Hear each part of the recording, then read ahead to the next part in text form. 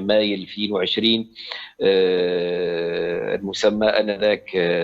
بوطاهر أحرضان، حين تكلم بكل فظاظة وبأسلوب غير مقبول وأمام الناس، رغم أن المخزن حاول فيما بعد أن يقول أو أن يشكك في مصداقية التسجيل، بأنه حين كان يتحدث إلى بعض رعايا بلده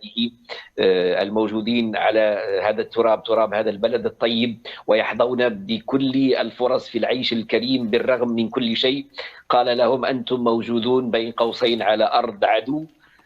أو أرض عدوة. و يعني الجميع أيضا يعلم